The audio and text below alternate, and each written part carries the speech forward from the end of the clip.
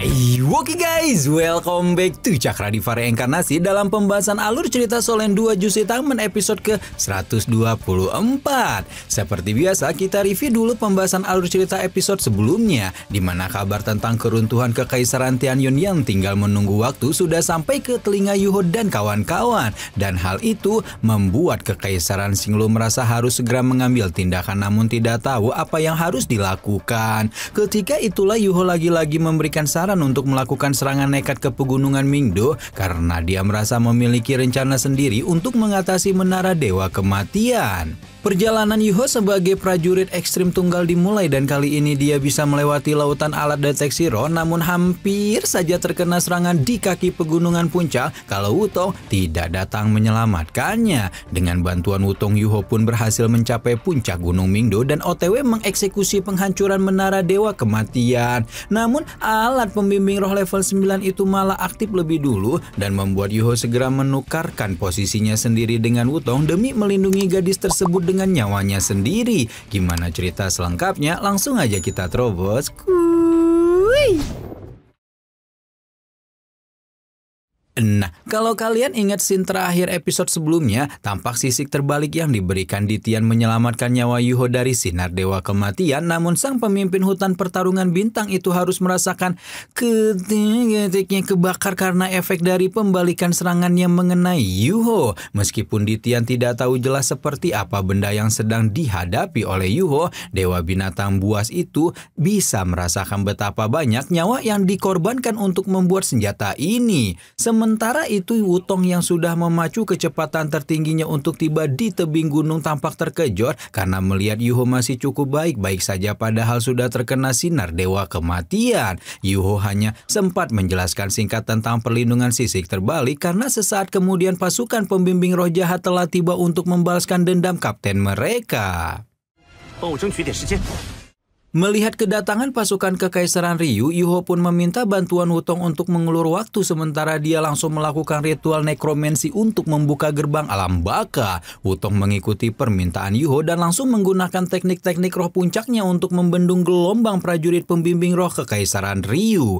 Wutong berusaha sekuat tenaga untuk mengalihkan perhatian tim pembimbing roh jahat Kekaisaran Ryu dan mengaktifkan teknik kemarahan Dewa Naga yang membuat sosok naga emas raksasa meraung marah ketika menghancurkan tabir pembimbing roh para prajurit. Prajurit Kekaisaran Ryu sempat mengaktifkan meriam jiwa tingkat tinggi yang dahulu sempat menjadi ancaman besar, namun sekarang dapat dihancurkan dengan mudah.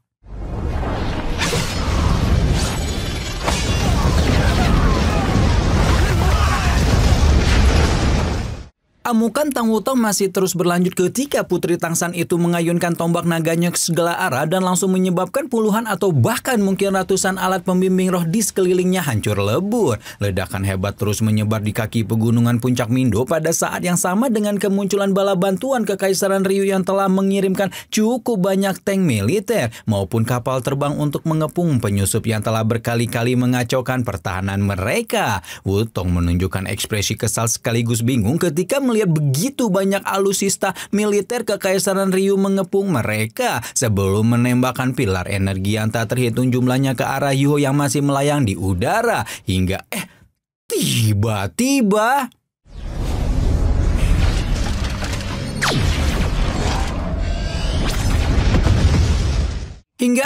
tiba-tiba saja iklan gak di tempat kalian. Tiba-tiba saja aura Master Roh yang sangat kuat bermunculan hanya dalam sekejap mata, di mana Master Roh kuat itu tidak lain adalah para Master Dunia Roh dari Kekaisaran Xinglu yang bisa berpindah tempat ke puncak Mindo melalui gerbang alam baka Yuho. Satu demi satu dolu Kekaisaran Xinglu mulai menunjukkan kekuatannya, mulai dari Xuanji, Dolu Palu Raksasa, Tian Kun Dolu atau Dolu Kun Penglangit, bahkan Chen Gang yang merupakan Dolu pelindung keluarga Kekaisaran pun turun gunung demi membantu Yuho dan camp militer Harimau Putih untuk menyelesaikan misi besar ini. Selain Chen Gang dan beberapa dolu yang telah muncul, beberapa cahaya kembali melesat keluar dari dalam gerbang alam baka sebelum kemudian menjelma menjadi para dolu Kekaisaran Xinglu yang pada episode sebelumnya sudah muncul pas kumpul-kumpul di aula itu loh. Masih ingat kan? Para master dunia roh Kekaisaran Singlo tidak bisa henti-hentinya menunjukkan kekuatan mereka dan membuat hampir seluruh prajurit pembimbing roh jahat Kekaisaran Ryu berikut alat pembimbing roh yang telah dipasang pada pegunungan Mingdo dilululantahkan dalam sekejap mata. Bawahan langsung Wang Wiheng yang memimpin pengepungan auto terbagung-bagong dan dibuat bertanya-tanya dari mana sih asalnya para master roh puncak ini berasal. Namun tanpa mempedulikan kebingungan para prajurit Kekaisaran Ryu, Master dunia roh Kekaisaran Singlo masih flexing kekuatan mereka masing-masing sampai kemudian dulu bintang awan mengirimnya ke alam lain untuk bertemu dengan Wang Yiheng. Susansi yang muncul kemudian dengan bangga mengatakan bahwa kali ini ada 10 master dunia roh Kekaisaran Singlo yang mengajukan diri untuk membantu sambil menunjukkan raut mengejek padahal kagak kerja apa-apa. Nah, daripada melanjutkan flexing yang tidak ada habisnya untuk para pembimbing roh krucil, Suanji mengalihkan pandangannya ke menara Dewa Kematian yang masih melepaskan aura mengerikan dan langsung membagi tugas pada beberapa dolu untuk mengawal Yuho menuju puncak utama Mingdo. Berhubung pemuda itu sudah mengetahui beberapa rahasia tentang menara Dewa Kematian, Suanji meminta dolu palu raksasa Jushi dan dolu bintang hancur Suising untuk melakukan tugas itu. Sementara dolu yang lain akan menuntaskan prajurit serta seluruh alat pembimbing roh yang ada di kaki gunung sebelum menyusul ke sana. Sesuai instruksi Suanji, seluruh rombongan Kekaisaran Singlo langsung berpencar sesuai tugas masing-masing, termasuk juga Shu Xing dan Cui yang bersama Yuho serta Utong langsung menuju puncak Mingdo yang menjadi tempat di mana menara Dewa Kematian berada. Astagfirullahaladzim. Suising menggunakan teknik roh keenamnya untuk menggali lubang pada dinding gunung dan tidak menunggu waktu lama, rombongan Yuho sudah berada di kawah puncak gunung Mingdo ketika menyaksikan sebuah benda yang tampak seperti senjata dewa dengan aura kematian pekat menguar ke segala arah. Rombongan lain menyusul beberapa saat kemudian dan seluruh manusia yang ada di kawah langsung bisa menebak bahwa benda mengerikan inilah yang disebut sebagai Menara Dewa Kematian.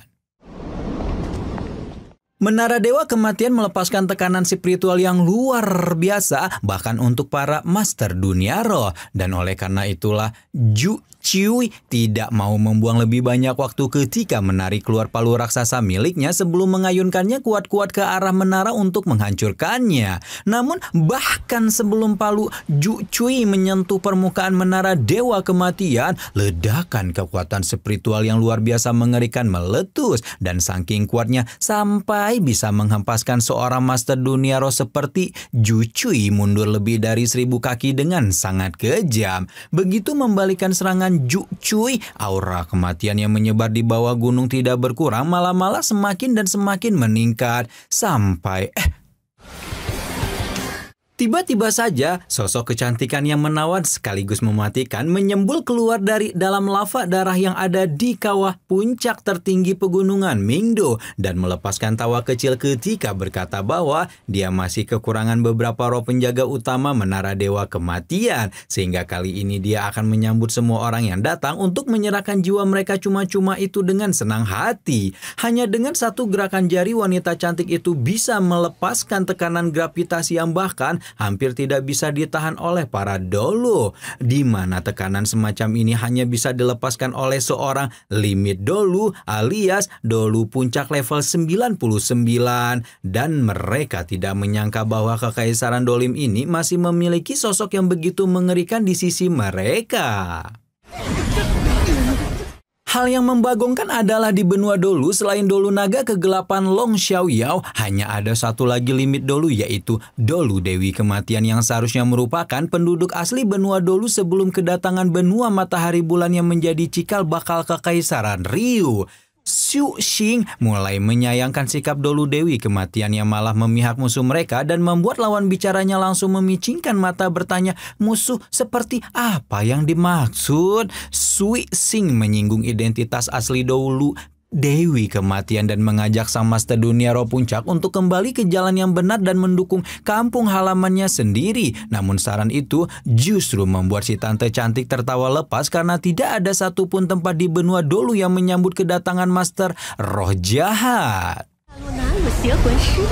Pada waktu yang sama, Dolu Dewi Kematian melepaskan ledakan energi yang membuat semua orang di sana semakin kesulitan untuk menahannya, dan ketika melihat negosiasi antara Dolu menemukan kebuntuan itulah, Yuho berjalan santai ke depan sambil meminta Dolu Dewi Kematian untuk tidak menyerang dulu karena ada beberapa hal yang ingin dia katakan. Dewi Kematian tampak cukup tertarik dengan keberadaan Yuho karena bagaimanapun pemuda itu hanyalah Master Roh Suci yang entah kenapa memiliki kekuatan spiritual setara dengan Master Dunia Roh. Namun ketika Dewi Kematian baru saja mengatakan akan membunuh Yuho paling akhir, pemuda itu malah memanggilnya dengan nama lama yang langsung membuat kewarasannya bergoncang.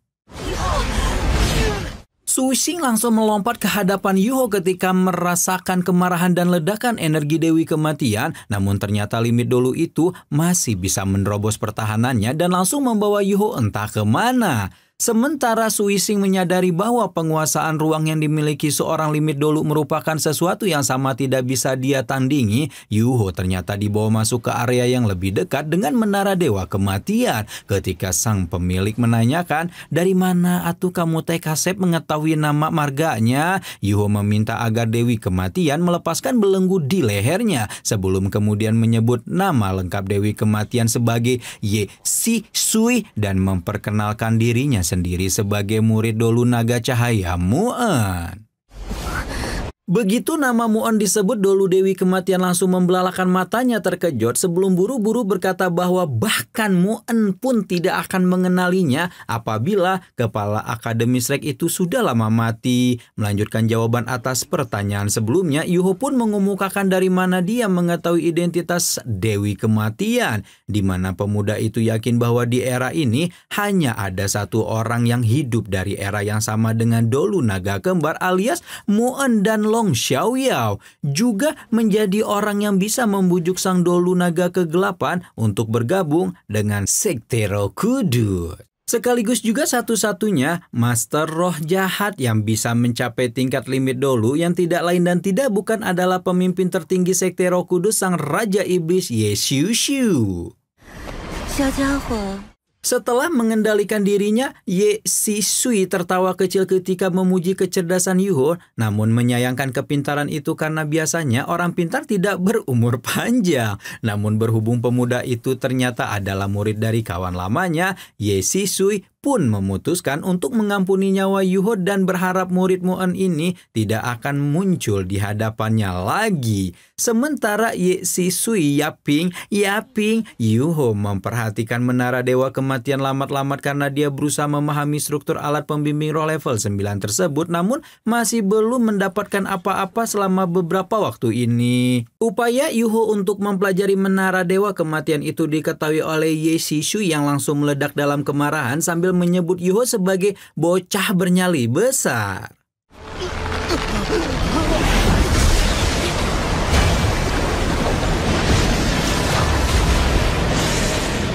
Tanpa menunggu lama, sulur berdarah kembali membelenggu seluruh tubuh Yuho juga tubuh orang-orang lain yang sedang berkumpul di kawah puncak Mingdo. Semua orang langsung panik melihat Ye Si Sui sekali lagi menyerang Yuho, padahal baru saja berkata tidak akan membunuh pemuda itu. Ye Si Sui dengan tatapan gila berkata bahwa dia telah berubah pikiran, apalagi mengingat Mu'en telah mati. Dia malah menjadi penasaran ekspresi seperti apa kawan lamanya itu buat kalau melihat murid yang dia banggakan malah menyusul ke alam baka. Kekuatan pembunuh Ye Si Sui yang membelenggu Yuho menjadi semakin padat dan teman-teman bahkan Master Roh dunia lain yang ada di sana tidak bisa melakukan apa-apa. Kok dunia lain sih? Nah, ketika Yuho hampir saja dihabisi oleh Ye Si Sui itulah tiba-tiba lagi. Tiba-tiba kalung sisik yang ada di leher Yuho memancarkan cahaya merah yang menyala dan menyebabkan seluruh kematian yang sebelumnya membelenggu tubuh pemuda itu langsung hancur berkeping-keping. Semua orang hanya bisa membeku dalam keterkejutan melihat belenggu sulur Ye Si Sui hancur dan Yuho tiba-tiba saja memancarkan aura seorang Master Dunia Roh. Tepat ketika itulah simbol naga Ditian muncul di dahi Yuho bersama dengan munculnya sosok sang dewa binatang buas dari balik punggungnya dan meraung dengan ganas ketika memerintahkan Ye Shisui untuk pergi dari hadapannya. Pada waktu itu ekspresi di wajah Ye Shisui akhirnya berubah karena dia sadar bahwa sosok yang ada di depannya bukan lagi Wu Yuho melainkan seseorang yang akan sulit untuk dia lawan. Edian, ternyata beneran sisik terbalik itu bukan cuma ngehalangin Yuho dapat warisan dewa, tapi juga buat manggil bantuan Ditian nih untuk melindunginya ya. Ya, dihalangi 2 kali, dibantu 2 kali juga. Mayan adil lah ya Om Ditian. Nah, kira-kira apa nih yang akan terjadi selanjutnya? Apakah Ditian akan melawan Ye Shisui? Kalau beneran terjadi pertarungan menang mana nih limit dolu manusia melawan monster roh yang telah berkultivasi selama 800.000 tahun? Pinishirin, nantikan terus pembahasannya hanya di Cakra Diva ya. Rama di sini pamit. Bye-bye.